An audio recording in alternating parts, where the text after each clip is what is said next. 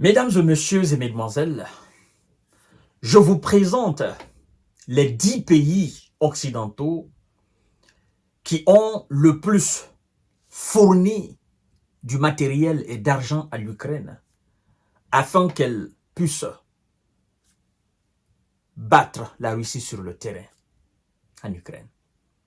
Depuis le mois de février 2022 jusqu'au mois de juin passé là, je vous passe pays par pays.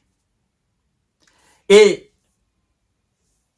lorsqu'on fait le cumul de tout ce qui a été dépensé pour cette guerre en Ukraine, du bloc occidental, je vous parle d'abord des 10 pays les plus fournisseurs, c'est-à-dire les 10 pays les plus gros fournisseurs de l'Ukraine. Je n'ai pas pris les miettes des pays qui n'ont vraiment pas les moyens. Ça vous montre une fois encore l'étendue de la situation en Ukraine. Et, mesdames et messieurs, ça me donne les mots de tête et ça va vous donner les mots de tête. Et de 2022 jusqu'en 2024, rien n'a été fait. Ils ont toujours perdu. C'est pourquoi, ça fait maintenant quelques émissions, je vous dis, rendons à César ce qui appartient et à Dieu ce qui appartient. Rendons la puissance à la Russie. Du côté russe, je ne sais pas où ils cueillent de l'argent. Je ne sais pas comment ils font pour financer cette opération. Je pensais que la Russie était tout simplement une petite puissance militaire. Je ne pensais pas qu'elle était aussi une puissance économique. Parce que, en fait, j'ai fini par comprendre qu'avant de parler d'une puissance militaire, il faut d'abord être une puissance économique. Parce que sans l'économie, on ne peut pas entretenir une forte armée. Sans l'argent, on ne peut pas entretenir, on ne peut pas avoir la deuxième puissance mondiale, ou voire même la première puissance mondiale, sans l'argent. On ne peut pas. Parce que il faut, les armes nucléaires dont on vous parle là, les armes nucléaires ont constamment besoin d'entretien. Ont constamment besoin d'entretien. Tout cela, c'est de l'argent. Monsieur Vladimir Poutine vient de parler tout à l'heure, vient de prendre un décret d'augmentation de l'effectif de l'armée russe.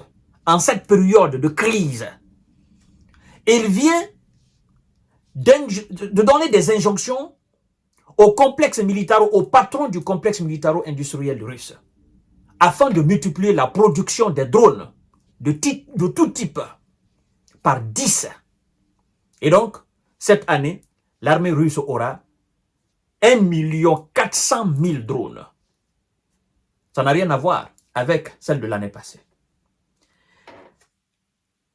Sincèrement, je ne peux plus et je ne vais plus jamais accepter qu'on me dise que la Russie est simplement une puissance militaire. Non, je voudrais d'abord qu'on sache, je voudrais vous informer que la Russie d'abord est une grande puissance économique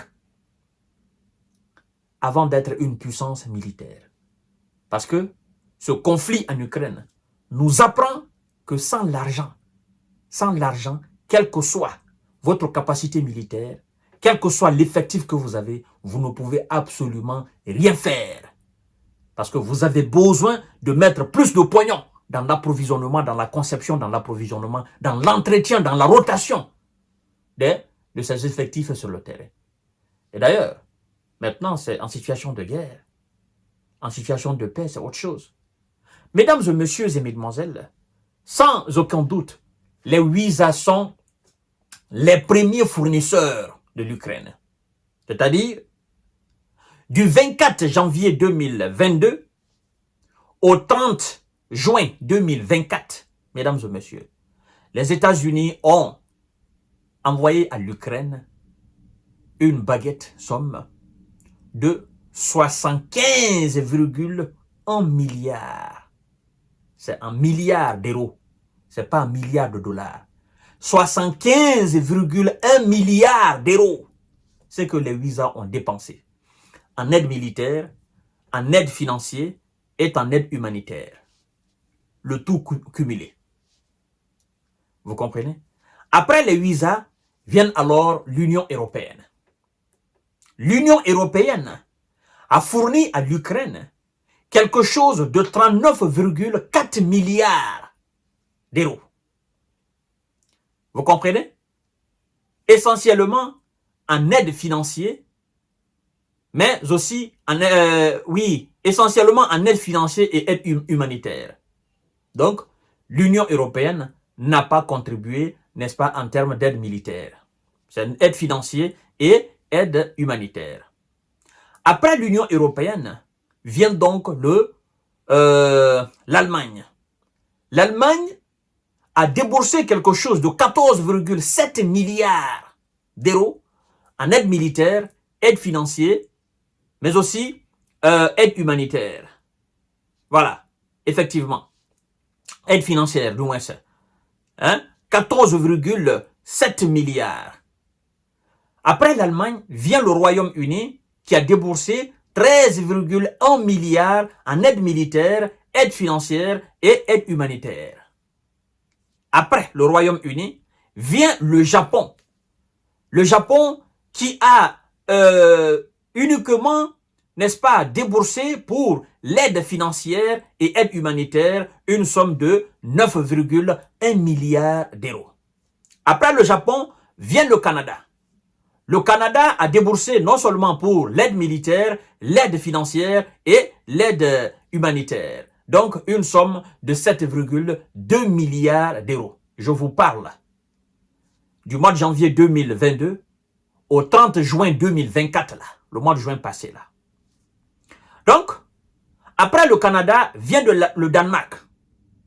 Danemark a déboursé une somme de 6,8 milliards d'euros pour l'aide militaire et l'aide humanitaire. Après donc le Danemark, vient les Pays-Bas. Les Pays-Bas ont déboursé 5,7 milliards d'euros en aide militaire, aide financière, aide humanitaire. Après le Pays-Bas, vient la Suède. La Suède qui est récemment rentrée, n'est-ce pas, entrée dans l'Union européenne et donc dans l'OTAN, effectivement, dans cette organisation, voilà, je dirais des faiblards. La Suède a déboursé pour les trois 4,5 milliards d'euros, l'aide militaire, l'aide financière, l'aide humanitaire.